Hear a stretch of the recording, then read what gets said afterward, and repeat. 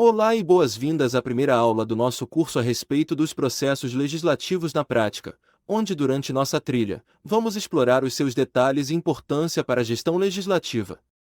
E nosso primeiro assunto se refere às competências municipais. Por isso, vamos compreender o conceito de competência no âmbito do direito público, exploraremos a distribuição dessas competências na Federação Brasileira e entenderemos a autonomia municipal assegurada pela nossa Constituição Federal. Esses conhecimentos são fundamentais para qualquer cidadão, gestor público ou profissional do direito que deseje compreender as nuances do poder local e sua interação com os demais níveis de governo. Então, sem mais delongas, vamos começar. No direito público, competência refere-se ao conjunto de atribuições e responsabilidades que são conferidas a uma entidade ou órgão governamental. Vamos imaginar que o governo seja uma grande empresa, e cada setor, seja ele federal, estadual ou municipal, tem as suas próprias tarefas e responsabilidades. Essas tarefas são definidas por leis e regulamentos, assegurando que cada nível de governo saiba exatamente o que deve fazer, evitando sobreposições e lacunas na administração pública. Portanto, com a existência de tais competências, temos também a sua devida distribuição. A Federação Brasileira é composta pela União, Estados, Distrito Federal e municípios, cada um com suas próprias competências.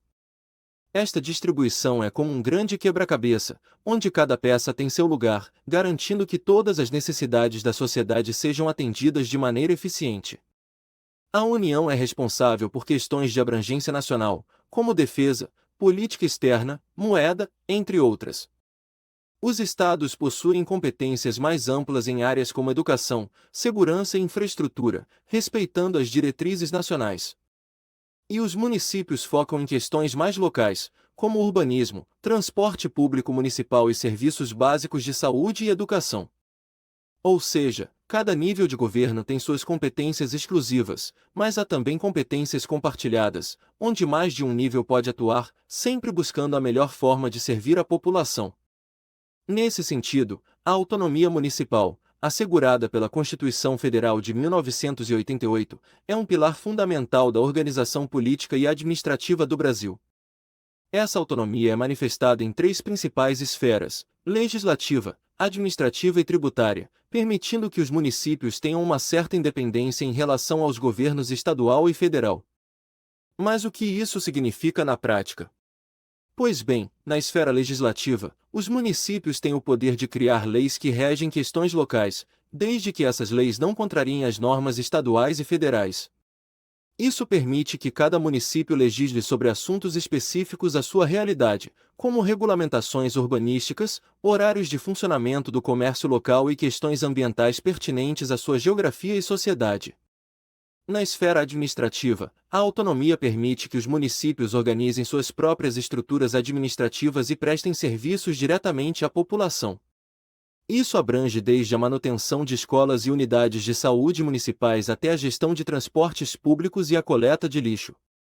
Essa proximidade com os cidadãos possibilita uma administração mais sensível e adaptada às necessidades locais.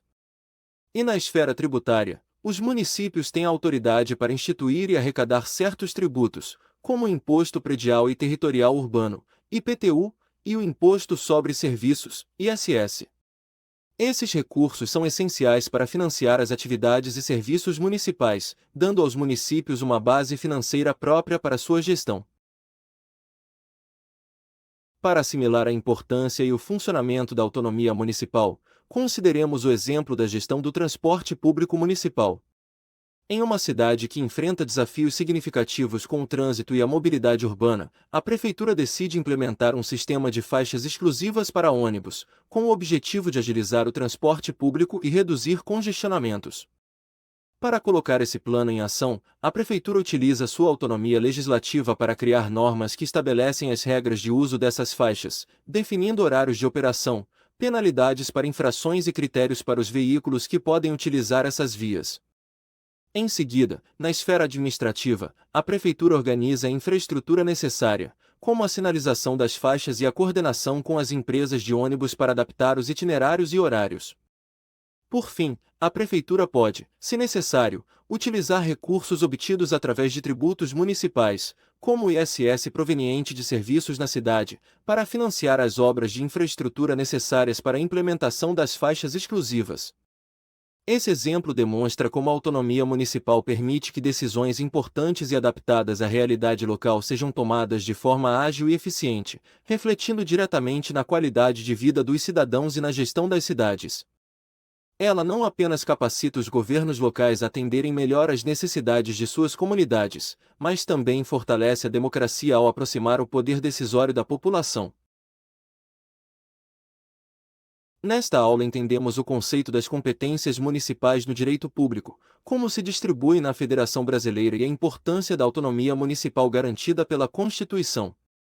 Compreender esses fundamentos básicos nos permite não apenas apreciar a complexidade da nossa organização política, mas também reconhecer a importância da participação cidadã no âmbito local. Cada município tem seu próprio conjunto de competências, moldando-se às necessidades específicas de sua comunidade, e é nesse espaço que a democracia se manifesta de forma mais direta e palpável. Com isso, encerramos nossa primeira aula.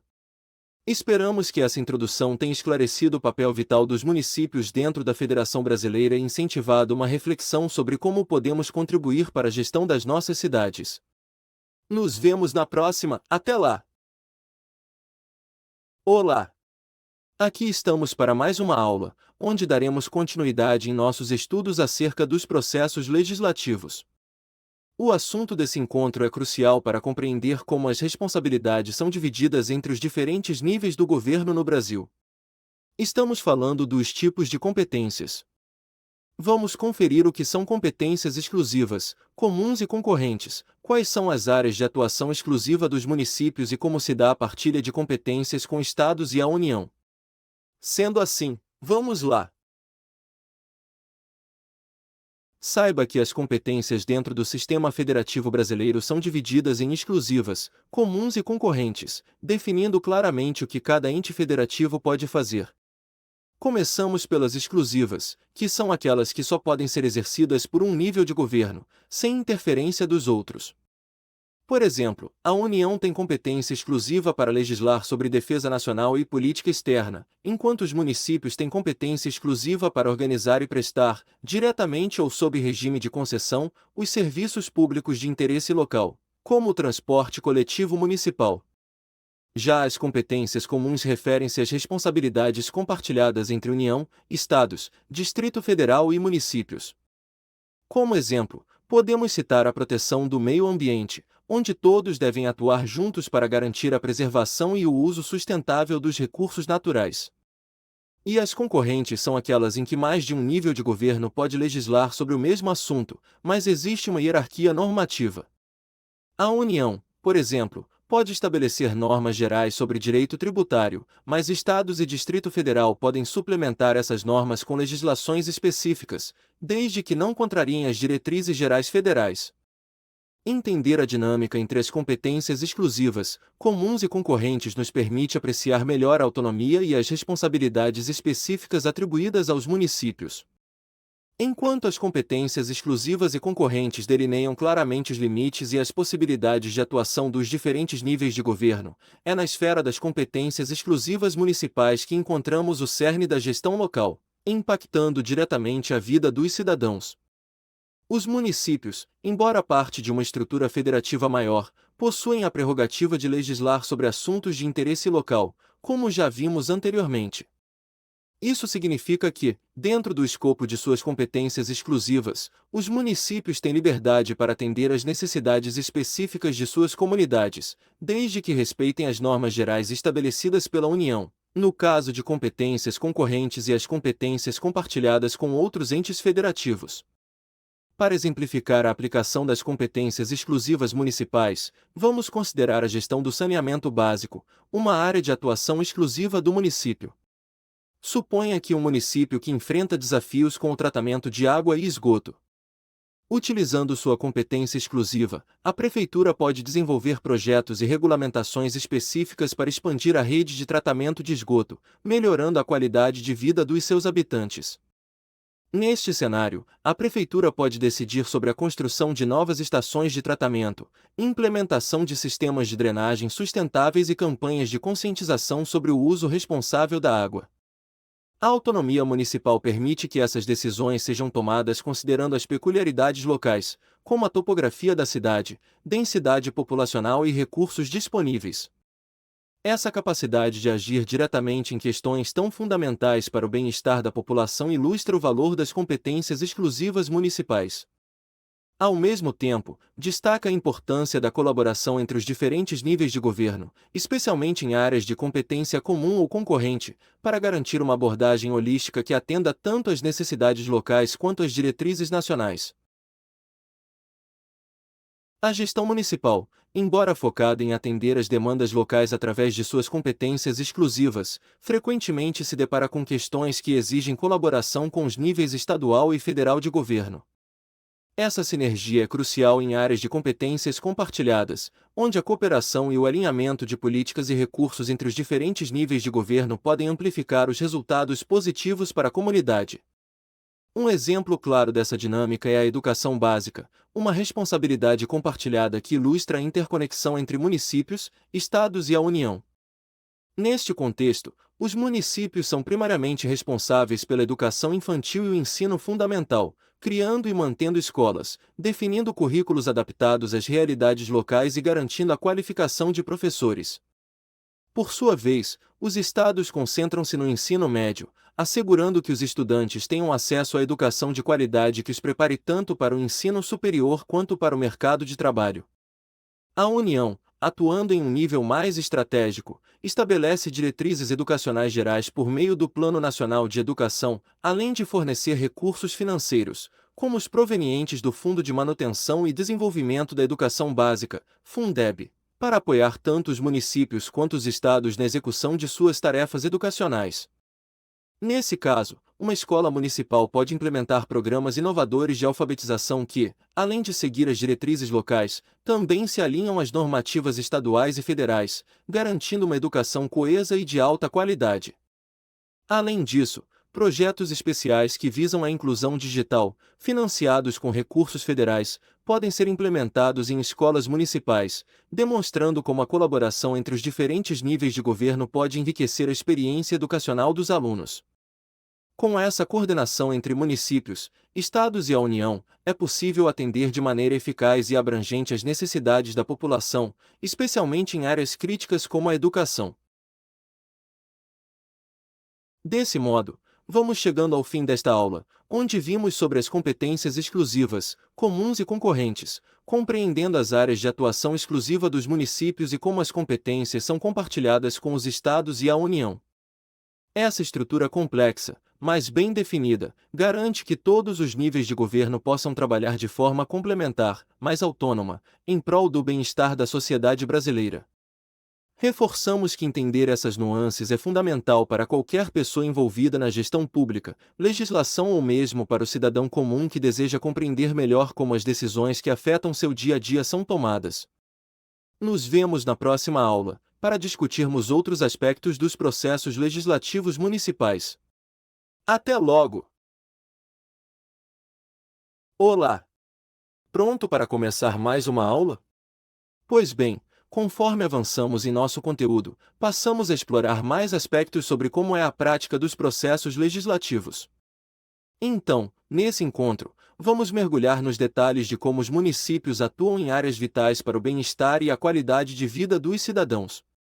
Abordaremos o urbanismo, o planejamento local e o uso do solo, a importância da educação, da cultura e da saúde pública, além do transporte público, do trânsito e dos serviços municipais. Sem mais delongas, vamos iniciar. O urbanismo e o planejamento local são essenciais para o desenvolvimento ordenado e sustentável das cidades. E nesse sentido, os municípios são responsáveis por elaborar o plano diretor, um instrumento que orienta a política de desenvolvimento e de ordenamento do território municipal. Esse plano define, por exemplo, as áreas que podem ser urbanizadas, as zonas residenciais, comerciais e industriais, além de áreas destinadas à preservação ambiental.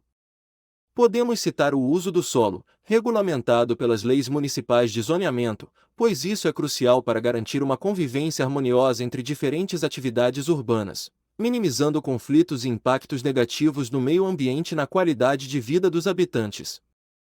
Vamos compreender esse aspecto melhor, imaginando que um município está passando por um rápido crescimento populacional e, consequentemente, enfrenta demandas crescentes por moradia.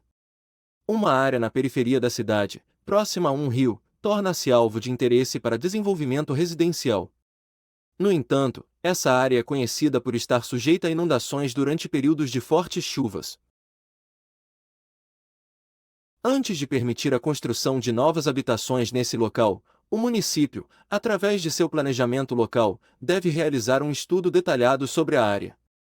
Esse estudo incluiria análises topográficas para entender a dinâmica das águas na região, avaliações do solo para garantir que é seguro construir no local, e modelos de previsão de inundações para estimar os riscos em diferentes cenários. Então, com base nessas informações, o município pode decidir que, para garantir a segurança e o bem-estar dos futuros residentes, é necessário implementar medidas específicas antes de permitir o desenvolvimento residencial. Entre essas medidas, podemos incluir a construção de diques ou muros de contenção para proteger a área contra inundações. O estabelecimento de zonas de amortecimento, como parques ou áreas verdes, que possam absorver o excesso de água durante chuvas intensas. E ainda, a definição de alturas mínimas para a construção de edifícios para garantir que estejam acima do nível previsto para as maiores enchentes. Além disso, o município deve regulamentar rigorosamente a construção na área, garantindo que todos os novos desenvolvimentos sigam as diretrizes estabelecidas para minimizar os riscos. Essa abordagem proativa não só protege os cidadãos de potenciais desastres, mas também garante o uso sustentável do solo, contribuindo para a resiliência e a sustentabilidade urbana a longo prazo. Agora, vamos falar sobre mais uma área de atuação, que diz respeito à educação, cultura e saúde pública. Na esfera da educação, os municípios gerenciam a educação infantil e o ensino fundamental, garantindo acesso à educação básica de qualidade. Também promovem atividades culturais que enriquecem o tecido social, como festivais, exposições e o apoio a bibliotecas e centros culturais, que são fundamentais para a preservação da identidade local e o estímulo à criatividade. Já a saúde pública municipal atua na prevenção e no tratamento de doenças, através de uma rede de atendimento que inclui postos de saúde, campanhas de vacinação e programas de saúde da família. Esse nível de atenção primária é essencial para garantir a saúde e o bem-estar da população, atuando de forma preventiva e reduzindo a necessidade de intervenções médicas mais complexas. Vamos considerar uma situação hipotética em que um município enfrenta um surto de dengue. Esta situação desafiadora exige uma resposta coordenada que envolva educação, cultura e saúde pública de maneira integrada. Inicialmente, o setor de saúde pública entra em ação com medidas imediatas para controlar o surto. Isso inclui a mobilização de agentes de saúde para identificar e eliminar focos do mosquito Aedes aegypti, a promoção de campanhas de fumigação e a oferta de atendimento médico para os afetados.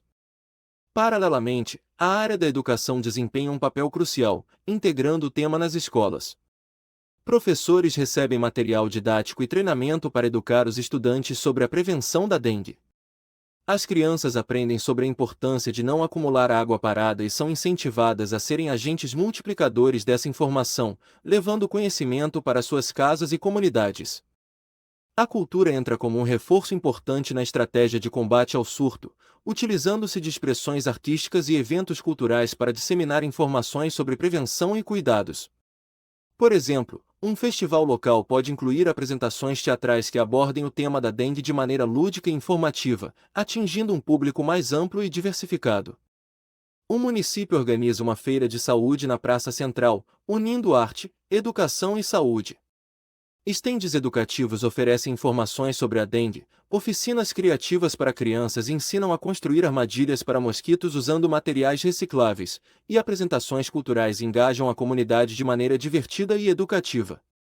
Esse exemplo demonstra como a integração das áreas de educação, cultura e saúde pública pode proporcionar uma resposta eficaz a desafios de saúde comunitária, como um surto de dengue.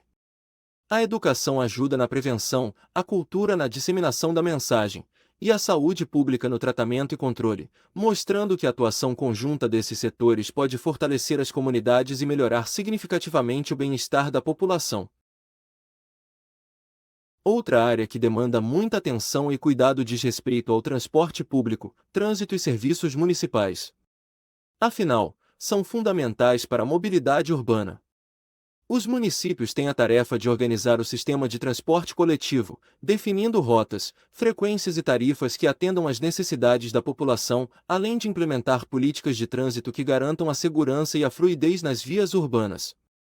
Os serviços municipais, como coleta de lixo, manutenção de parques e iluminação pública, são essenciais para a qualidade de vida urbana.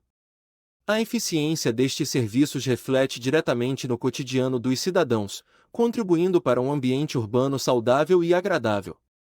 Suponhamos que um município esteja enfrentando problemas significativos de congestionamento, especialmente durante as horas de pico, afetando negativamente o tempo de deslocamento, a qualidade do ar e o bem-estar dos cidadãos. Além disso, o sistema de transporte público é percebido como ineficiente e insuficiente para atender à demanda da população. A prefeitura pode iniciar um diagnóstico abrangente, coletando dados sobre padrões de tráfego, pontos de congestionamento e demanda por transporte público. Com base nesse diagnóstico, o município planeja uma série de intervenções estratégicas.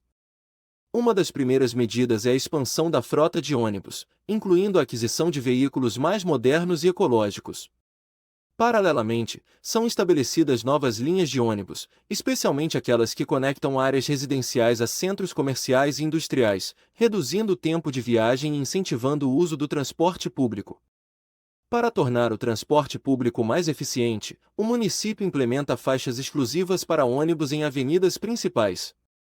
Essa medida visa garantir maior fluidez ao transporte coletivo, tornando-o uma opção mais atraente em relação ao uso de veículos particulares. Paralelamente às mudanças estruturais, são lançadas campanhas de conscientização sobre a importância do uso do transporte público e do respeito às leis de trânsito. Essas campanhas incluem workshops educativos nas escolas, divulgação de material informativo e eventos comunitários que promovem a mobilidade sustentável. Para complementar as iniciativas de transporte e trânsito, o município investe na melhoria dos serviços municipais relacionados, como a manutenção de vias, a iluminação pública em pontos de ônibus e a segurança no transporte público, através de um aumento na presença de agentes de trânsito e segurança nas áreas mais movimentadas. Dessa maneira, uma abordagem integrada no gerenciamento do transporte público, do trânsito e dos serviços municipais pode tratar de modo eficaz os desafios da mobilidade urbana, além disso, contribuir para um ambiente urbano mais sustentável. Nesta aula, abordamos as áreas fundamentais de atuação dos municípios, destacando como o planejamento urbano, a educação, a cultura, a saúde pública, o transporte e os serviços municipais se entrelaçam para formar a base da vida comunitária. Compreender essas funções é crucial para todos que desejam contribuir para o desenvolvimento de cidades mais justas, sustentáveis e acolhedoras. À medida que avançamos no curso, continuaremos explorando mais assuntos sobre a atuação do processo legislativo municipal, além da cooperação, desafios e responsabilidades. Nos vemos na próxima, até lá! Seja bem-vindo a mais uma aula em nossa trilha. Nesse encontro, vamos explorar o intricado processo pelo qual as leis municipais são criadas, os limites e condicionantes impostos por legislações superiores e exemplos concretos de leis municipais que impactam diretamente a vida dos cidadãos. Entender esses aspectos é crucial para qualquer pessoa envolvida na gestão, no planejamento ou na vida cívica das cidades. Por isso, vamos assimilar essa complexidade e a importância da legislação no nível municipal. Vamos começar! Apenas para refrescar nossa mente, o objetivo da legislação municipal é estabelecer normas básicas gerais para facilitar o funcionamento da administração e dos poderes municipais. Isso é feito determinando as atribuições do prefeito, dos vereadores e das políticas públicas, sempre respeitando a Constituição Federal e Estadual. Nesse sentido, o processo legislativo municipal inicia-se, na maioria dos casos, com a elaboração de um projeto de lei, que pode ser proposto por vereadores ou pelo prefeito. Esse projeto passa por diversas etapas antes de se tornar uma lei efetiva. Primeiro, o projeto é apresentado na Câmara Municipal, onde é lido e encaminhado às comissões pertinentes para análise detalhada. As comissões então avaliam o projeto sob diversos aspectos, como legalidade, constitucionalidade e impacto social. Podem ser realizadas audiências públicas para ouvir a opinião da comunidade. Após a aprovação nas comissões, o projeto é levado ao plenário da Câmara Municipal para votação. Dependendo da legislação local, o projeto pode necessitar de uma ou mais votações. Se aprovado, o projeto segue para o prefeito, que pode sancioná-lo, transformando-o em lei, ou vetá-lo, total ou parcialmente. Caso haja veto, o projeto retorna à Câmara, que pode derrubá-lo por meio de votação. Agora, é essencial reconhecer como este processo é moldado e restringido por uma série de limites e condicionantes legais. Essa conscientização é crucial desde a concepção inicial de um projeto de lei até a sua eventual aprovação e implementação. As leis municipais não são absolutas e devem respeitar os limites impostos pelas Constituições Federal e Estadual, além de leis de âmbito superior. Elas não podem contrariar diretrizes federais ou estaduais. Por exemplo, um município não pode legislar sobre questões penais, que são de competência federal. As leis municipais também devem se restringir a temas de interesse local, como urbanismo, transporte público municipal e serviços locais, além de respeitar os princípios gerais da Constituição, como os direitos fundamentais dos cidadãos. Portanto, quando um vereador ou prefeito propõe um novo projeto de lei, a sua viabilidade não depende apenas do mérito da proposta em si, mas também da sua conformidade com essas legislações. Isso significa que, já na fase de elaboração do projeto, é fundamental um entendimento aprofundado desses limites para assegurar que a proposta não ultrapasse os parâmetros legais estabelecidos. Durante a análise nas comissões, onde o projeto é examinado sob várias perspectivas, a legalidade e a constitucionalidade são dois dos critérios mais importantes. As comissões devem avaliar cuidadosamente se o projeto respeita as competências do município, evitando sobreposições ou conflitos com leis de âmbito superior. Essa etapa é essencial para filtrar propostas que possam infringir os princípios constitucionais ou as diretrizes estabelecidas por legislações estaduais e federais. Além disso, a necessidade de alinhamento com leis superiores continua a ser um fator determinante durante a votação em plenário e, posteriormente, na fase de sanção ou veto pelo prefeito. A aprovação de uma lei municipal não é apenas uma questão de maioria legislativa, é também uma questão de compatibilidade legal. Projetos que não respeitam os limites e condicionantes legais correm o risco de serem vetados pelo prefeito ou mesmo anulados por instâncias judiciais superiores após sua implementação. Este entrelaçamento entre o processo de criação de leis municipais e os limites legais impõe uma responsabilidade contínua sobre os legisladores municipais. Eles devem não apenas perseguir iniciativas que beneficiem a comunidade local, mas também navegar com destreza no complexo ambiente legal que rege a atuação municipal. As leis municipais afetam o cotidiano das cidades e seus moradores, por isso vamos conferir alguns exemplos de legislações municipais e seus impactos.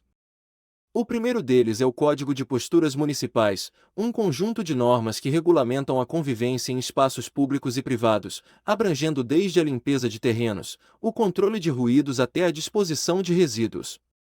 Suponha que um município esteja enfrentando problemas com lixo acumulado em terrenos baldios, causando não apenas uma questão estética negativa, mas também atraindo vetores de doenças.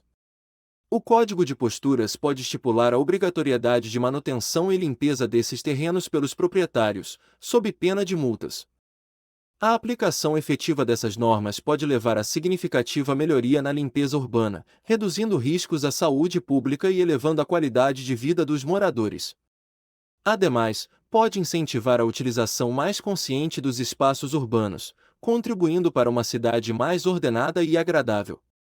Já o plano diretor é uma ferramenta de planejamento urbano que orienta o crescimento e o desenvolvimento da cidade de maneira ordenada, definindo áreas para habitação, comércio, indústrias e lazer, além de zonas de preservação. Imagine uma cidade que esteja se expandindo rapidamente sem um planejamento adequado, levando a problemas como trânsito caótico e falta de infraestrutura em bairros novos. A implementação de um plano diretor pode direcionar a expansão urbana de forma que novas áreas residenciais sejam planejadas com a infraestrutura necessária e conectividade adequada, evitando esses problemas. A longo prazo, o plano diretor pode garantir que o crescimento da cidade ocorra de forma sustentável, com a devida atenção à mobilidade urbana, à qualidade ambiental e ao acesso a serviços essenciais, promovendo um ambiente urbano mais harmonioso e funcional. Também temos as leis ambientais municipais que podem abordar questões específicas do contexto local, como a proteção de mananciais, a preservação de áreas verdes e a gestão de resíduos sólidos. Em um município com um belo rio que vem sofrendo com a poluição, uma lei municipal pode estabelecer normas rigorosas para o despejo de efluentes, além de promover programas de revitalização do rio, envolvendo a comunidade em atividades de limpeza e conscientização. Leis desse tipo têm o potencial de recuperar e preservar recursos naturais importantes para a cidade, melhorando a qualidade da água, protegendo a biodiversidade e proporcionando espaços de lazer e contato com a natureza para a população. Esses exemplos demonstram o poder que as legislações municipais têm de moldar o ambiente urbano, influenciando diretamente no bem-estar, na saúde e na qualidade de vida dos cidadãos. Assim, ao abordar questões específicas do contexto local com legislações bem elaboradas, os municípios podem promover mudanças significativas e duradouras em suas comunidades. Nesta aula, desvendamos os meandros da legislação municipal, desde o processo de criação de leis até os limites impostos por legislações superiores e exemplos práticos que demonstram a relevância dessas leis no dia a dia das cidades. Compreender esse processo é fundamental para a atuação efetiva nos municípios, seja como gestor público, legislador ou cidadão engajado. Afinal, as leis municipais moldam a estrutura e o funcionamento das nossas cidades, refletindo as necessidades e as particularidades de cada comunidade local. Portanto, se envolva e participe ativamente na vida legislativa municipal. Ficamos por aqui e voltamos a nos encontrar em breve. Até lá! Olá! Estamos começando mais uma aula em nosso curso, e esta será dedicada a discutirmos sobre os desafios e responsabilidades dos municípios.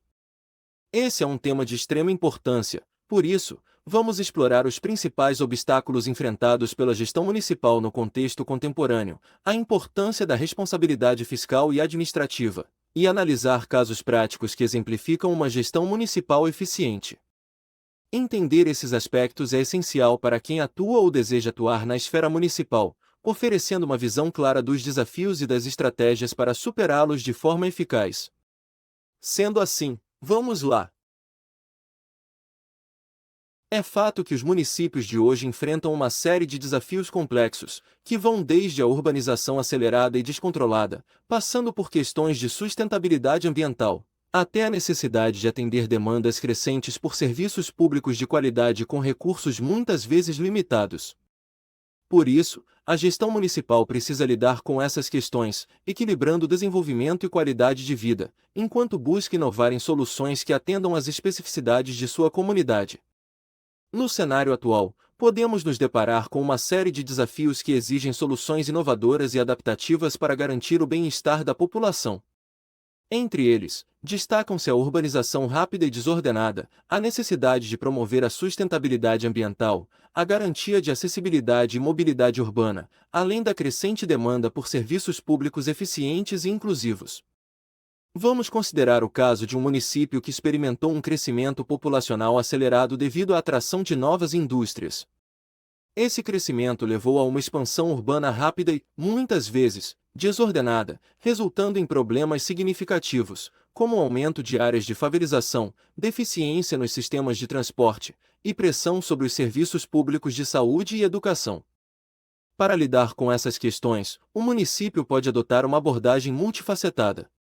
Um deles é a Prefeitura iniciar um processo de revisão e atualização do plano diretor, envolvendo a comunidade por meio de audiências públicas e consultas online para identificar as necessidades e prioridades.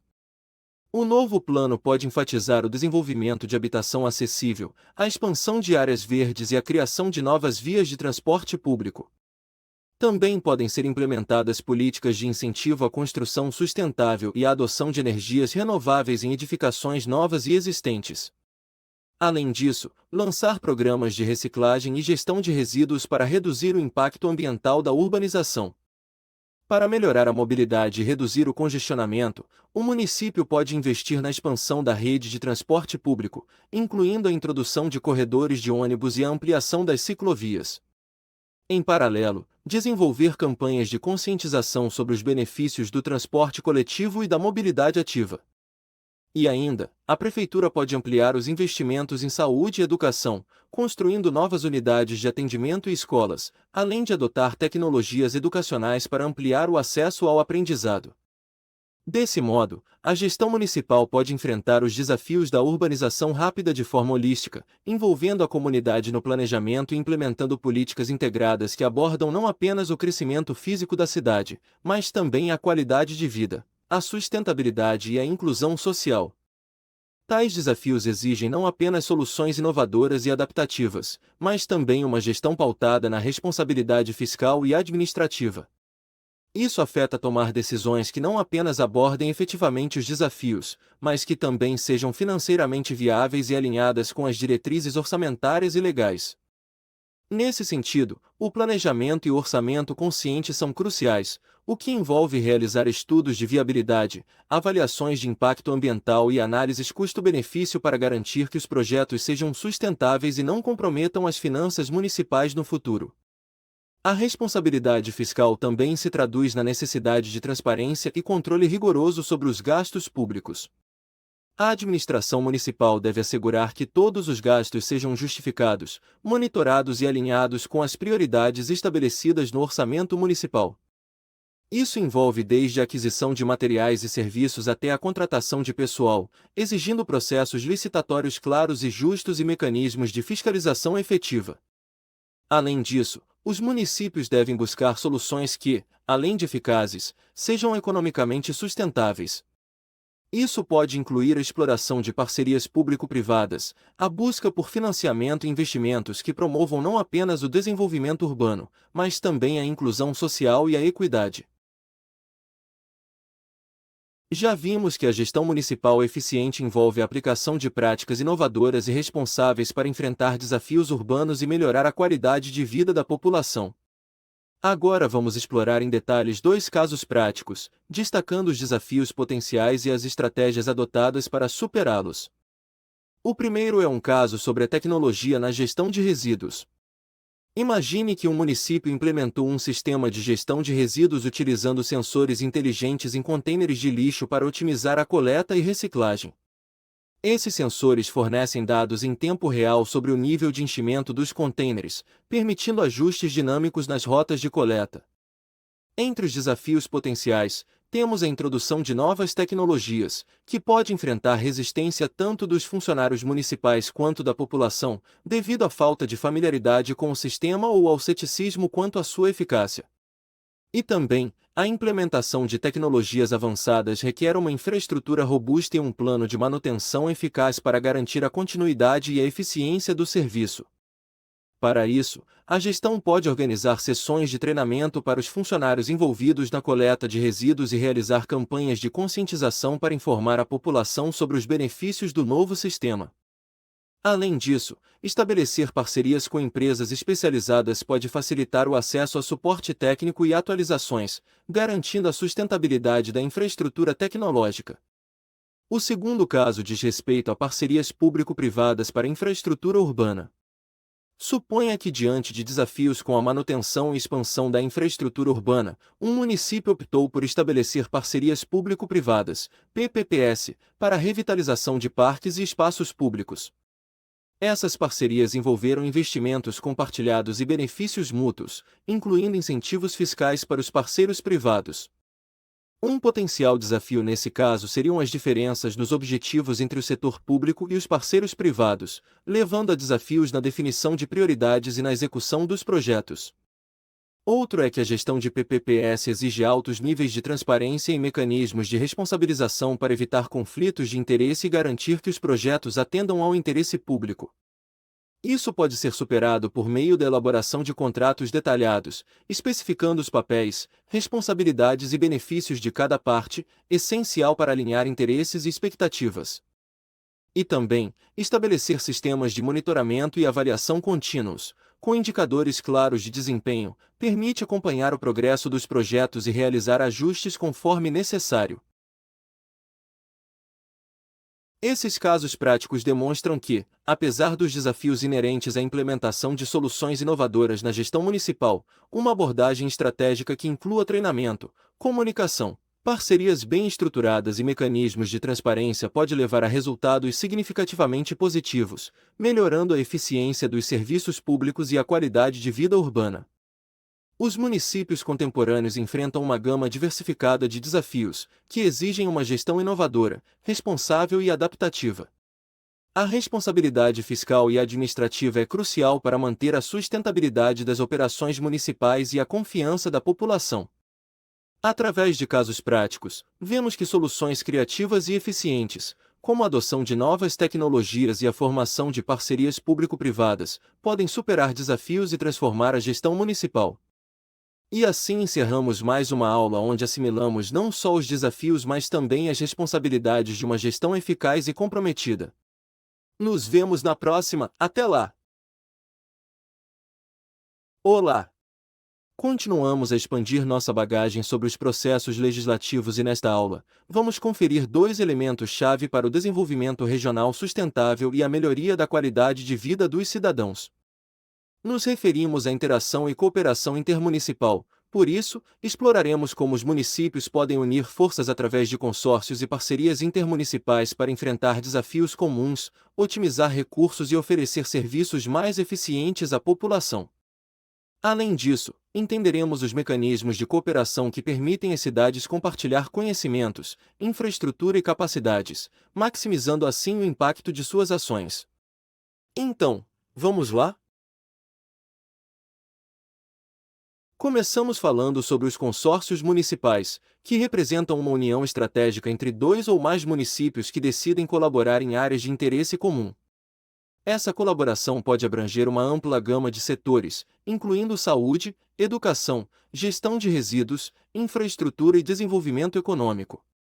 A formação de um consórcio permite que os municípios participantes combinem recursos, compartilhem custos e beneficiem-se mutuamente de soluções inovadoras. Esse contrato define os objetivos do consórcio, as obrigações de cada membro, os recursos financeiros comprometidos e as regras para gestão e operação. A gestão de um consórcio é geralmente realizada por uma assembleia constituída por representantes de cada município membro, que pode eleger um conselho diretor para decisões executivas e um secretariado para a administração cotidiana.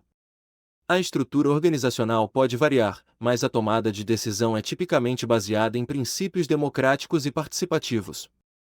E quais seriam os seus impactos gerais? Pois bem, os consórcios municipais permitem a realização de economias de escala, reduzindo custos através da partilha de serviços e infraestrutura. Eles promovem a implementação de soluções inovadoras e o aumento da qualidade dos serviços públicos.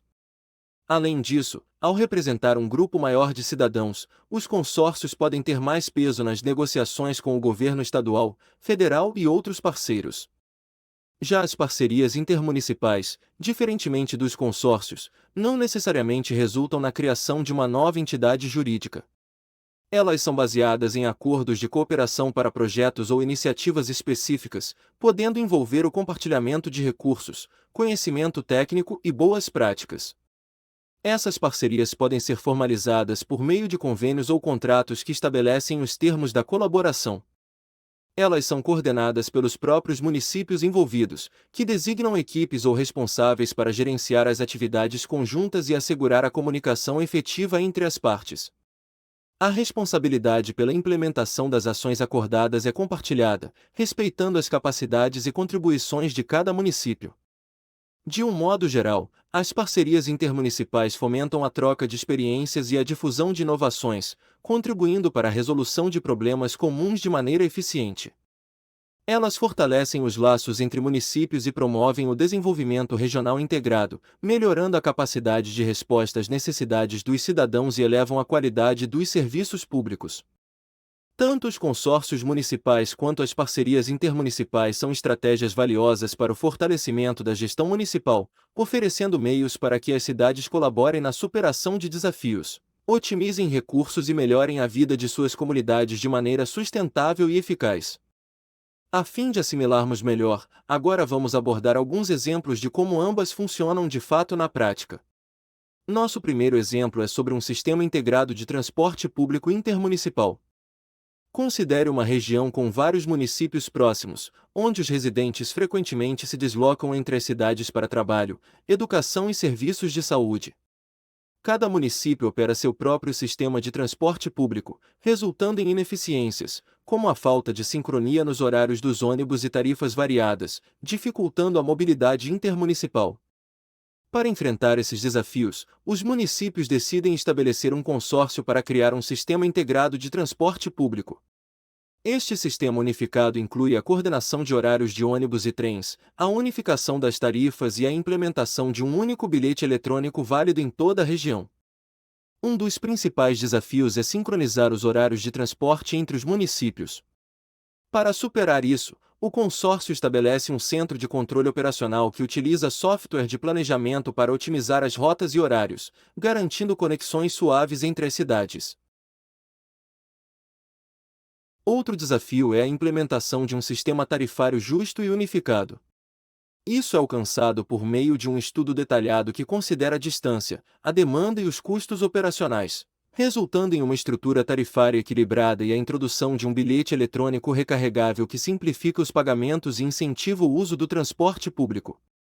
A criação de um sistema de transporte público intermunicipal integrado facilita significativamente a mobilidade dos residentes, reduzindo tempos de viagem e custos associados. Além disso, promove uma alternativa mais sustentável ao uso de veículos particulares, contribuindo para a redução do congestionamento e da poluição ambiental. A cooperação entre os municípios leva a uma otimização dos recursos e a uma melhoria geral na qualidade do serviço de transporte, beneficiando a economia local e a qualidade de vida dos cidadãos. Nosso segundo caso de exemplo se refere a uma rede intermunicipal de saúde. Suponha que vários municípios pequenos em uma região enfrentam dificuldades para oferecer serviços de saúde especializados devido à limitação de recursos e à falta de profissionais médicos especializados. Para melhorar o acesso aos cuidados de saúde, esses municípios formam uma rede intermunicipal de saúde.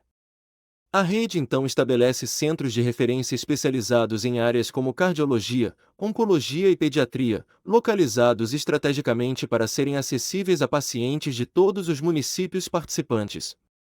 Os municípios acordam em compartilhar médicos especialistas, equipamentos e infraestrutura.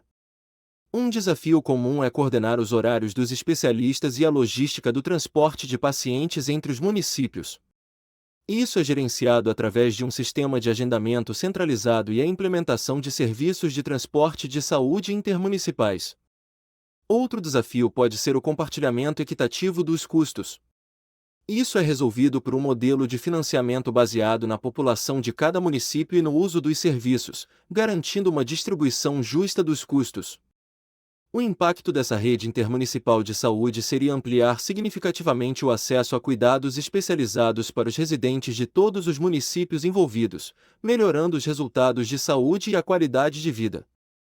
Ademais, a cooperação permite a otimização dos recursos existentes, reduzindo a redundância dos serviços e promovendo uma utilização mais eficiente dos investimentos em saúde.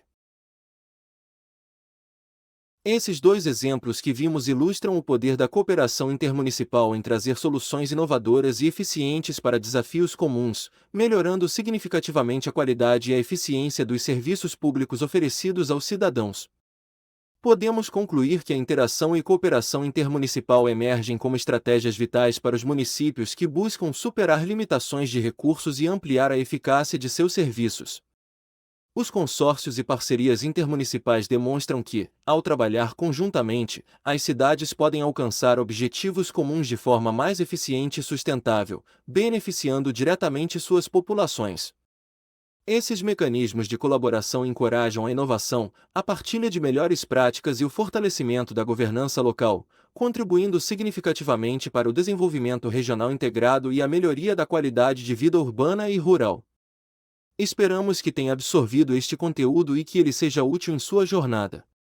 Assim, chegamos ao final de mais uma aula. Até uma próxima! Olá! Continuamos a expandir nossa bagagem sobre os processos legislativos e nesta aula, vamos conferir dois elementos-chave para o desenvolvimento regional sustentável e a melhoria da qualidade de vida dos cidadãos.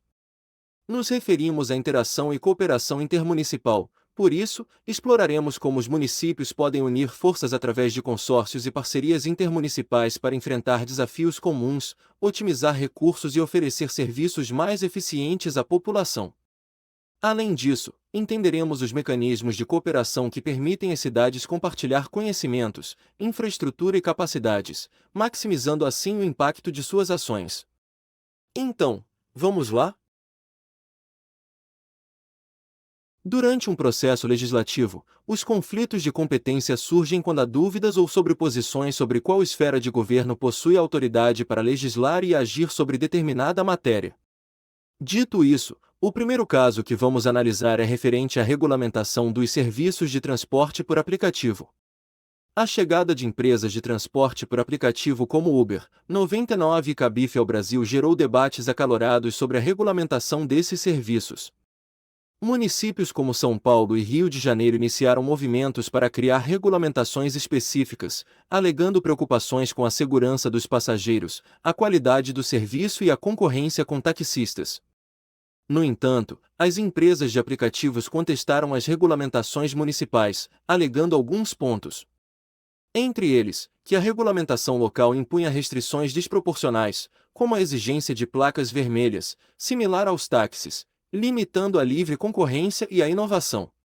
O serviço prestado pelas plataformas digitais não se enquadrava como transporte público, mas sim como uma atividade de intermediação entre motoristas privados e usuários, o que, segundo as empresas, deveria ser regulado em âmbito federal, não municipal.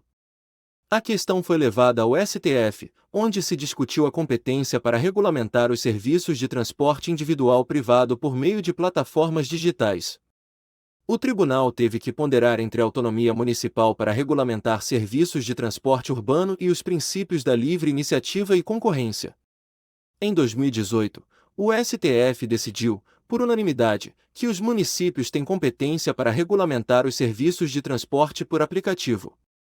No entanto, a Corte estabeleceu que as regulamentações municipais não podem ser tão restritivas a ponto de inviabilizar o modelo de negócio das plataformas digitais, mantendo, assim, um equilíbrio entre a autonomia municipal e os princípios econômicos da livre iniciativa. Sendo assim, algumas medidas foram tomadas. O STF determinou que as regulamentações municipais devem focar em aspectos como a segurança dos passageiros, a transparência das operações e a responsabilidade civil, sem, no entanto, impor barreiras ao livre exercício da atividade econômica. Algumas cidades, como São Paulo, adaptaram suas regulamentações para estabelecer um sistema de créditos para as empresas de aplicativos, baseado na quilometragem percorrida, em vez de exigências mais restritivas. A decisão do STF estabeleceu um importante precedente sobre a competência municipal na regulamentação de serviços que envolvem tecnologia e inovação, promovendo um diálogo entre a necessidade de regulamentação para garantir a segurança e a qualidade dos serviços e a importância de preservar a dinâmica do mercado e a inovação. Municípios por todo o Brasil passaram a elaborar ou revisar suas regulamentações com base nessa decisão, buscando um equilíbrio que atendesse tanto às necessidades locais quanto aos princípios estabelecidos pelo STF. O segundo caso que abordaremos se trata da cobrança de IPTU em áreas portuárias. O município de Santos, que abriga o maior porto da América Latina, enfrentou um conflito jurídico significativo relacionado à cobrança do IPTU em áreas portuárias. A prefeitura começou a cobrar o IPTU de terminais portuários arrendados a empresas privadas, argumentando que, embora localizados em áreas de interesse da União, esses terminais eram de uso privado e, portanto, deveriam contribuir com impostos municipais. No entanto, a União e as empresas arrendatárias contestaram a cobrança, argumentando que as áreas portuárias, por serem bens da União e de interesse nacional, estariam isentas da tributação municipal. Além disso, a cobrança do IPTU comprometeria a competitividade dos portos brasileiros, aumentando os custos operacionais e afetando o comércio exterior. O conflito escalou até o Supremo Tribunal Federal, onde se debateu a aplicabilidade do IPTU em imóveis localizados dentro de áreas portuárias sob concessão ou arrendamento a entidades privadas. E em uma decisão emblemática, o STF reconheceu o direito dos municípios de cobrar o IPTU de propriedades privadas localizadas em áreas portuárias. A Corte entendeu que, mesmo sendo áreas de interesse da União, quando arrendadas para o uso de empresas privadas, essas áreas adquirem uma função econômica privada, sujeitando-se à tributação municipal. Entre as medidas tomadas, ficou estabelecido que a cobrança do IPTU deveria se restringir às áreas efetivamente ocupadas por instalações, edificações e melhoramentos vinculados às atividades privadas, excluindo-se as áreas destinadas diretamente às atividades portuárias essenciais.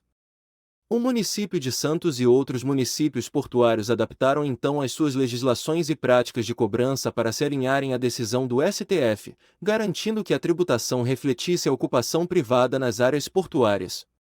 A decisão do STF sobre a cobrança de IPTU em áreas portuárias estabeleceu um precedente importante, clarificando a competência municipal na tributação de propriedades privadas dentro de áreas de interesse da União. Isso não só impactou a relação fiscal entre municípios e operadores portuários, como também destacou a necessidade de equilibrar os interesses nacionais com as prerrogativas tributárias municipais. Ao analisarmos estes dois casos, fica perceptível enxergar que as decisões dos tribunais superiores, especialmente do STF e do STJ, desempenham um papel crucial em definir os limites e possibilidades das competências municipais. Estas decisões não apenas resolvem conflitos específicos, mas também estabelecem precedentes que orientam a atuação dos municípios em uma ampla gama de questões. Agora, a fim de nos aprofundarmos ainda mais no estudo de casos, vamos explorar alguns processos reais marcantes que exemplificam a importância dessas decisões para a definição clara das competências municipais, a autonomia local e o equilíbrio entre os diferentes níveis de governo.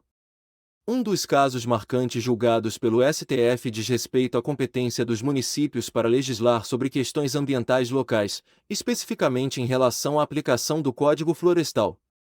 Municípios com peculiaridades geográficas e ambientais específicas buscaram adaptar as diretrizes gerais do Código Florestal às suas realidades locais, levando à judicialização da questão. O STF reconheceu a competência concorrente dos municípios para legislar sobre questões ambientais, desde que suas normas complementem e reforcem a proteção estabelecida pela legislação federal, respeitando os princípios da subsidiariedade e do interesse local.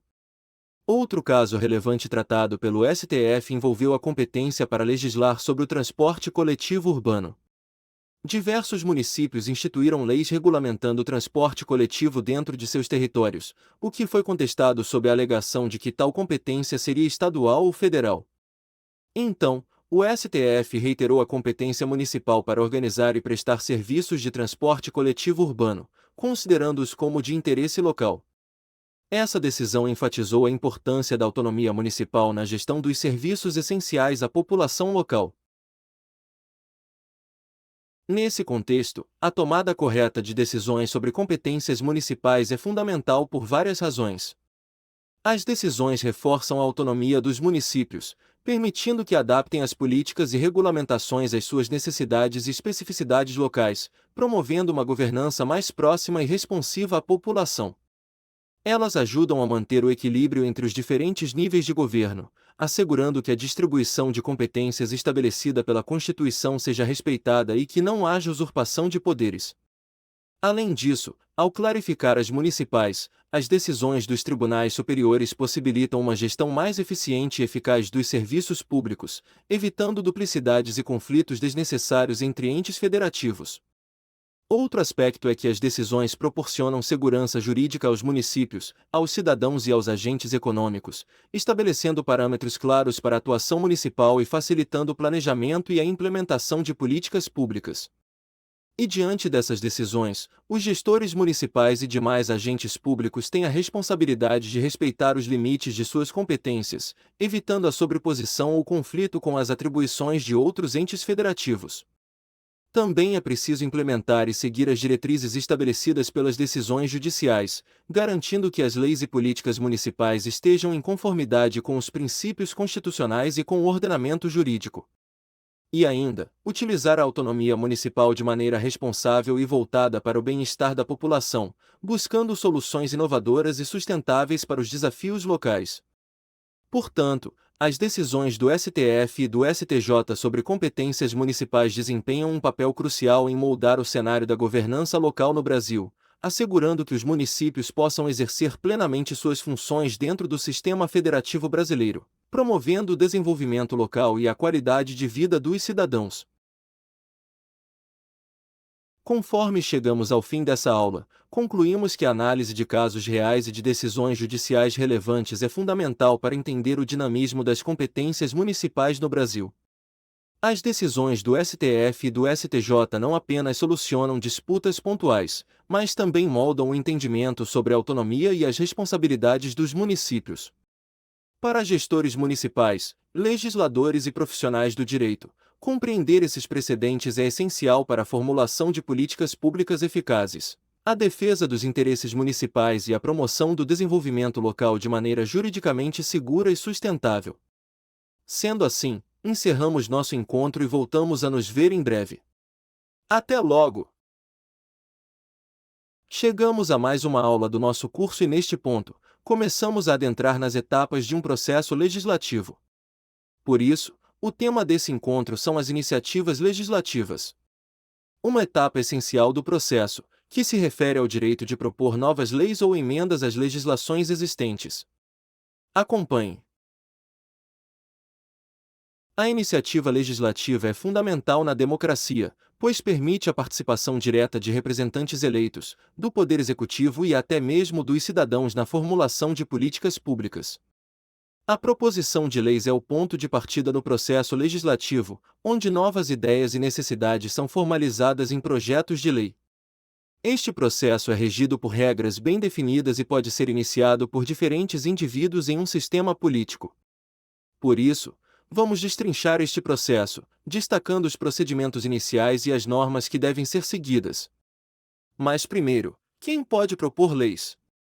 Pois bem, vereadores, deputados estaduais, federais e senadores têm o direito inerente de propor leis dentro de suas respectivas esferas de atuação. Além destes, o prefeito, governador ou presidente também podem propor leis, geralmente relacionadas à administração e gestão governamental. E até mesmo os cidadãos comuns, através da iniciativa popular, podem propor leis, coletando um número específico de assinaturas conforme determinado pela legislação. O primeiro passo é a elaboração do texto do projeto de lei, que deve ser claro, objetivo e dentro das competências do órgão legislativo onde será apresentado. Este texto deve incluir a exposição de motivos, justificando a necessidade da lei, e o detalhamento dos artigos que compõem a proposta legislativa. Cada casa legislativa possui um regimento interno que estabelece as regras para a apresentação de projetos de lei. É essencial que o proponente esteja familiarizado com estas regras para garantir que o projeto atenda aos requisitos formais, como estrutura do texto, clareza nas disposições e observância das competências legislativas. Após a elaboração, o projeto de lei é protocolado na Secretaria da Casa Legislativa, recebendo um número de identificação. Em seguida, é formalmente apresentado em plenário ou diretamente à mesa diretora, dependendo das regras da instituição. Então, algumas casas legislativas realizam uma avaliação preliminar para verificar se o projeto atende aos critérios mínimos para tramitação, como adequação às competências daquela casa e conformidade com a legislação vigente. Vale destacar que existem requisitos para a proposição de leis. Todo projeto de lei deve ser acompanhado de uma justificativa que explique a relevância e a necessidade da proposta, abordando o problema que se pretende resolver e os benefícios esperados com a implementação da lei. Quando aplicável, é necessário demonstrar a viabilidade orçamentária da proposta, indicando as fontes de financiamento para as despesas que serão geradas pela nova lei. Dito isso, temos 3 tipos de iniciativas para os projetos de lei. A iniciativa popular permite que os cidadãos proponham legislação diretamente, geralmente mediante a coleta de um número significativo de assinaturas. Esta forma de iniciativa fortalece a democracia participativa, permitindo que a população exerça influência direta no processo legislativo. A próxima iniciativa se refere ao poder do Poder Executivo, seja o prefeito, o governador ou o presidente, de propor leis. Frequentemente, esta iniciativa é utilizada para projetos de lei que tratam de questões administrativas, fiscais e organizacionais do governo. Já a iniciativa legislativa é relacionada à capacidade dos membros do corpo legislativo, como vereadores, deputados e senadores, de apresentar projetos de lei. Essa forma é a mais comum e permite que os representantes eleitos atuem diretamente na criação e alteração de leis que impactam a sociedade. Para darmos continuidade e ilustrar o processo de proposição de leis e os desafios que podem surgir, vamos analisar um caso prático de um projeto de lei municipal voltado para a implementação de uma política de reciclagem ampliada na cidade. Suponha que um grupo de vereadores, após identificar a necessidade de melhorar a gestão de resíduos na cidade, elabora um projeto de lei que estabelece diretrizes para a expansão das práticas de reciclagem, incluindo a implantação de novos pontos de coleta seletiva e educação ambiental nas escolas. O projeto então é protocolado na Secretaria da Câmara Municipal e posteriormente apresentado em plenário durante uma sessão ordinária. O presidente da Câmara anuncia o projeto e encaminha para as comissões temáticas pertinentes, neste caso, as comissões de Meio Ambiente e Educação. Nas comissões, o projeto é analisado quanto ao seu mérito, impacto ambiental e financeiro. Especialistas são convidados para audiências públicas, e representantes da comunidade têm a oportunidade de expressar suas opiniões. Porém, durante a avaliação, surgem questionamentos sobre a viabilidade financeira do projeto, com preocupações sobre a origem dos recursos para a implantação dos novos pontos de coleta. Além disso, alguns vereadores argumentam que o projeto sobrepõe iniciativas já em andamento pela Prefeitura. Nessa ocasião, algumas ações podem ser realizadas. Os autores do projeto podem optar por reformular a proposta, ajustando os aspectos financeiros para garantir a viabilidade orçamentária, possivelmente identificando fontes alternativas de financiamento ou ajustando o escopo da implementação das medidas. Igualmente, é fundamental abrir canais de diálogo com os vereadores opositores e com o Executivo para compreender as objeções e buscar soluções conjuntas que atendam às preocupações apresentadas, mantendo o objetivo principal do projeto.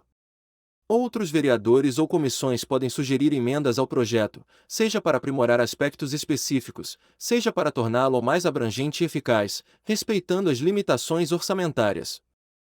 Em casos onde há um forte apoio da comunidade ao projeto, organizar eventos de mobilização, coletas de assinaturas ou campanhas de conscientização pode ajudar a pressionar politicamente pela aprovação do projeto. Além do mais, se a recusa ou objeção estiver baseada em interpretações legais ou constitucionais, pode ser possível recorrer a instâncias ou órgãos superiores para uma segunda opinião ou arbitragem. Como acabamos de ver, de fato o processo de iniciativa legislativa é dinâmico e pode enfrentar diversos desafios desde a sua concepção até a aprovação final. A capacidade de adaptar-se, negociar e buscar apoio é crucial para superar impasses. E ainda, o engajamento com a comunidade e a transparência durante todo o processo são fundamentais para garantir que os projetos de lei propostos reflitam verdadeiramente as necessidades e desejos dos cidadãos, contribuindo para a melhoria contínua da governança local e o bem-estar da população.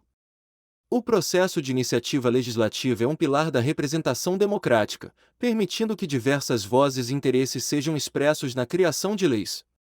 Através da iniciativa popular, executiva e legislativa, o processo legislativo reflete a complexa tessitura de uma sociedade, equilibrando as necessidades da população, as prioridades do governo e a visão dos representantes eleitos.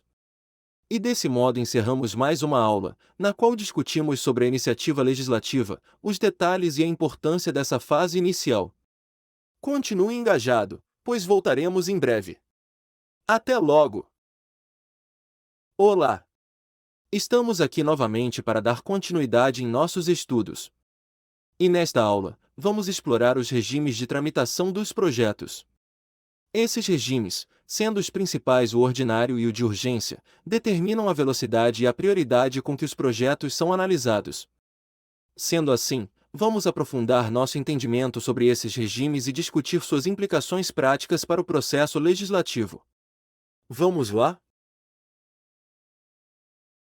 Como já devemos saber, cada projeto de lei apresentado ao Legislativo segue um caminho específico até sua aprovação, veto ou arquivamento, caminho este definido pelo regime de tramitação. Dito isso, temos dois regimes que iremos abordar a seguir. O primeiro deles é o de urgência, que é aplicado a projetos que, por sua natureza ou por circunstâncias especiais, requerem uma tramitação acelerada. Um projeto em regime de urgência é priorizado na pauta das sessões, podendo ter prazos reduzidos para análise em comissões e no plenário. A urgência pode ser solicitada pelo Executivo ou decidida pelo próprio Legislativo, em situações que demandam resposta rápida, como crises econômicas, catástrofes naturais ou questões de saúde pública. Entretanto, a maioria dos projetos de lei tramita sob o regime ordinário, seguindo o processo legislativo padrão sem priorização especial. Esses projetos passam por uma análise detalhada em diversas comissões temáticas, onde são debatidos, podem receber emendas e são submetidos a votações. O regime ordinário garante uma discussão aprofundada sobre a proposta, permitindo maior participação popular e escrutínio dos legisladores. Se fizermos uma relação entre ambos, veremos que os regimes de urgência e ordinário não são mutuamente exclusivos, e um projeto inicialmente tramitado em regime ordinário pode ter sua urgência decretada em algum momento, caso as circunstâncias justifiquem. Essa flexibilidade permite que o Legislativo adapte o processo de tramitação às necessidades específicas de cada projeto, equilibrando a necessidade de rapidez com a profundidade da análise. Mas afinal, qual seria a real implicação dos diferentes regimes? Saiba que eles impactam diretamente na dinâmica legislativa e na eficácia da resposta do Legislativo às demandas da sociedade. Embora permita uma resposta legislativa rápida em situações emergenciais, o regime de urgência pode limitar o debate e a análise aprofundada de um projeto, potencialmente resultando em leis menos detalhadas ou com lacunas. A frequente utilização desse regime pode ser vista como uma tentativa de acelerar projetos controversos, diminuindo a transparência e a participação pública. Já o regime ordinário garante uma tramitação mais democrática e deliberativa, com amplo debate e possibilidade de ajustes e melhorias por meio de emendas. No entanto, a tramitação ordinária pode ser lenta, o que, em certos casos, retarda a implementação de políticas necessárias e urgentes. Os regimes de tramitação, urgência e ordinário, exercem uma influência significativa sobre o processo legislativo, afetando desde a forma como os projetos são discutidos até a rapidez com que se tornam leis. Mas não se preocupe, pois vamos tornar isso mais compreensível a partir de exemplos práticos. Para o regime de urgência, vamos considerar uma situação hipotética de um desastre natural devastador, como um grande terremoto, que exige uma resposta legislativa imediata para autorizar fundos de emergência e estabelecer medidas de reconstrução. Neste cenário, é aprovada uma lei de calamidades públicas sob o regime de urgência. Assim, permite-se que o projeto possa ser priorizado, saltando à frente de outros na pauta legislativa. O tempo para discussão em comissões e em plenário é limitado, visando uma resposta rápida à situação emergencial. E além dos legisladores, o Executivo geralmente tem um papel ativo na proposição e promoção do projeto, dada a necessidade de implementação rápida de medidas. O impacto positivo seria permitir uma ação legislativa rápida em situações que exigem resposta imediata, minimizando possíveis danos e acelerando os esforços de recuperação. Entretanto, o ponto negativo seria um debate limitado que pode resultar em uma legislação menos detalhada, com potenciais lacunas ou imprecisões que podem necessitar de ajustes futuros. Para a próxima situação, imagine a proposta de uma ampla lei de reforma educacional, que busca revisar o currículo escolar, as políticas de financiamento e a formação de professores. Dada a complexidade e o impacto abrangente, o projeto tramita em regime ordinário. O projeto então passa por diversas comissões temáticas, onde é submetido a um escrutínio aprofundado. Com isso, audiências públicas são realizadas, permitindo que educadores, especialistas e cidadãos contribuam com insights e preocupações. E como já vimos anteriormente, esse processo é mais demorado, refletindo a necessidade de um debate extenso e consideração cuidadosa. Seu ponto positivo é promover uma legislação mais robusta e bem fundamentada, fruto de um processo democrático e participativo, que considera diversas perspectivas e expertise. Por outro lado, a demora na tramitação pode retardar a implementação de reformas necessárias, potencialmente perpetuando problemas existentes no sistema educacional enquanto o debate se desenrola. Esses exemplos ilustram a importância de escolher o regime de tramitação adequado para cada situação. Enquanto o regime de urgência é crucial para endereçar necessidades imediatas, evitando ou mitigando crises, o regime ordinário é essencial para assegurar que leis complexas e de grande impacto sejam cuidadosamente consideradas e debatidas, incorporando uma ampla gama de opiniões e expertise.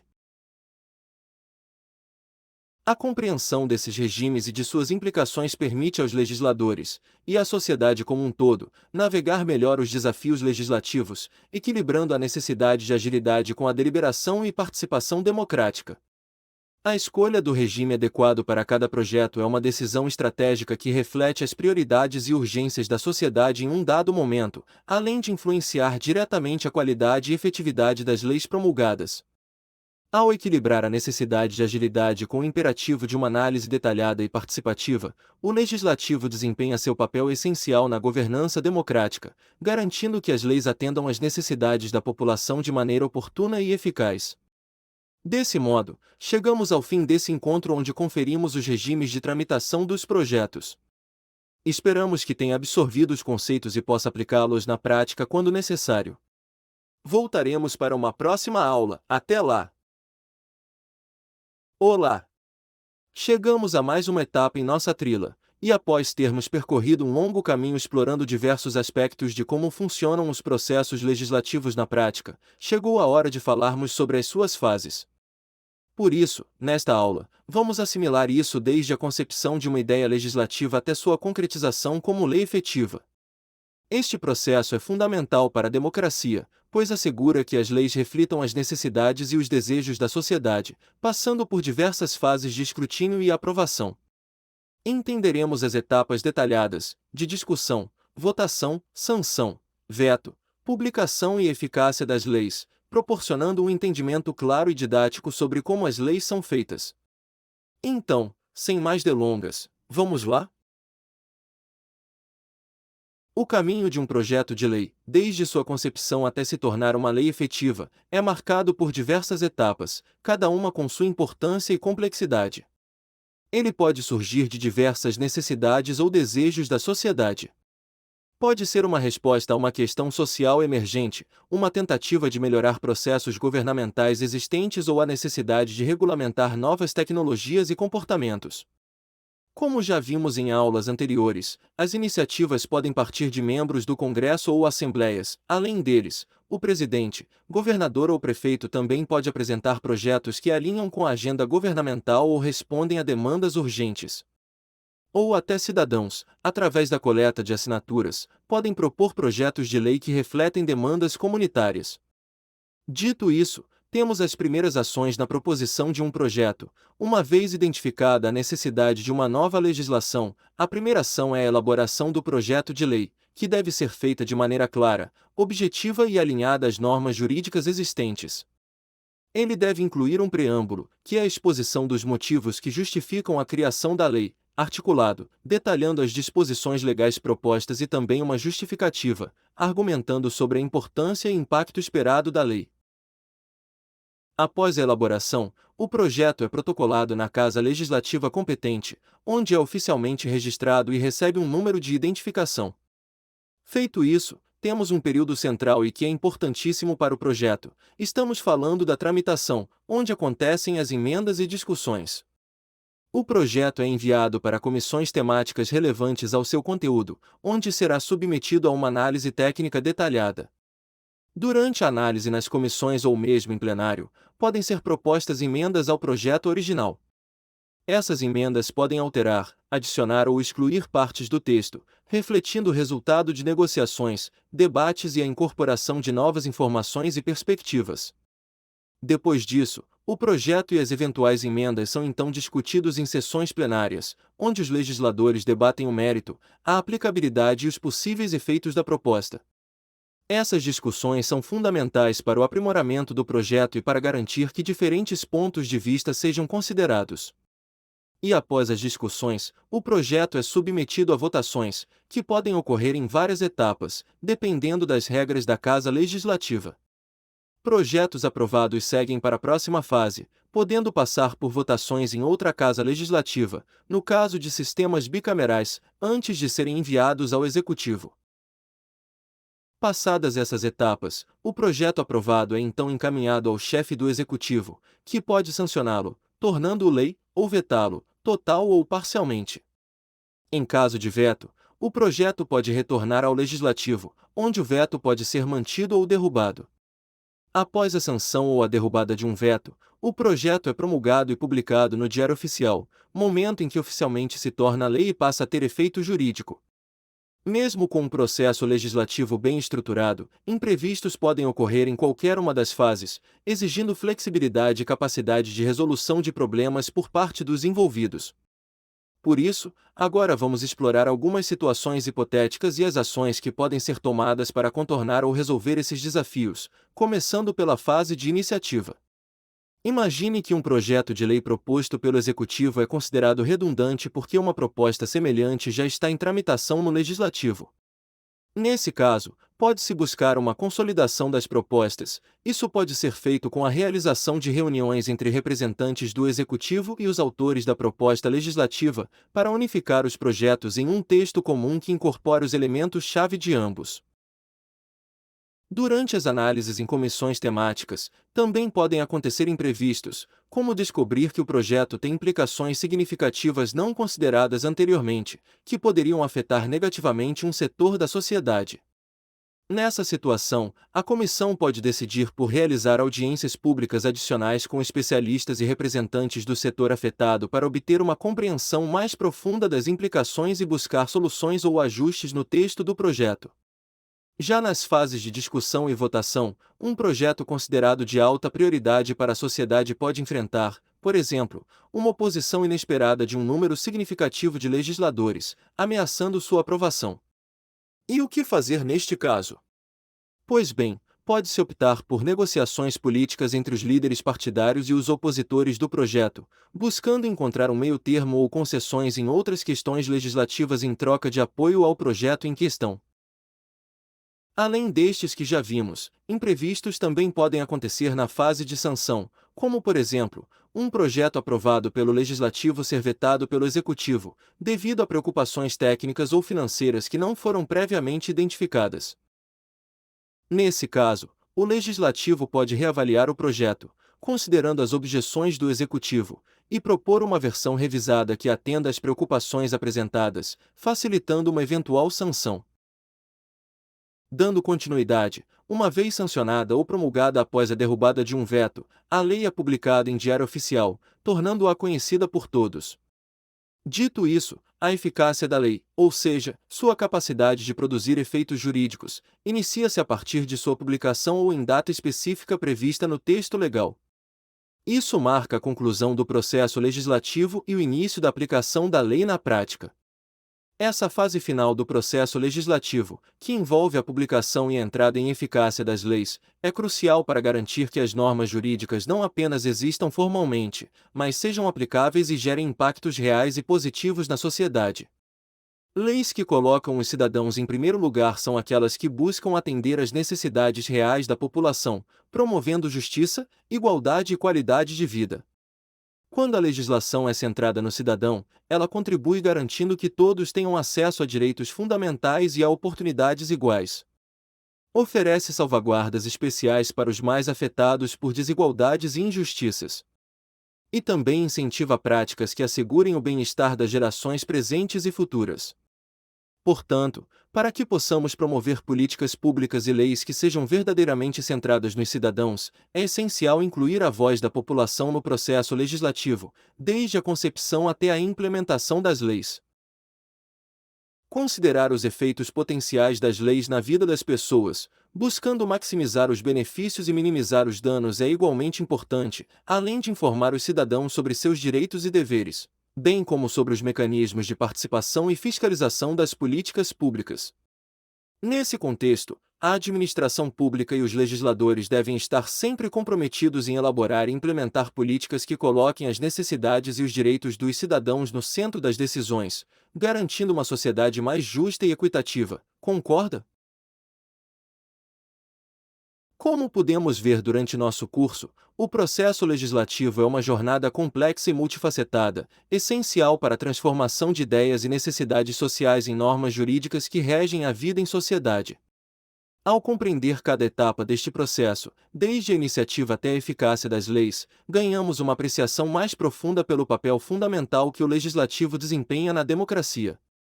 As leis são o resultado de debates, compromissos e a vontade coletiva, refletindo os valores e prioridades da sociedade em um determinado momento. Esperamos que este curso tenha proporcionado insights valiosos sobre os processos legislativos e inspirado uma maior apreciação pela importância da legislação no nosso cotidiano. Dessa forma encerramos esta aula e vamos ficando por aqui, mas voltamos a nos ver em uma próxima oportunidade. Até logo!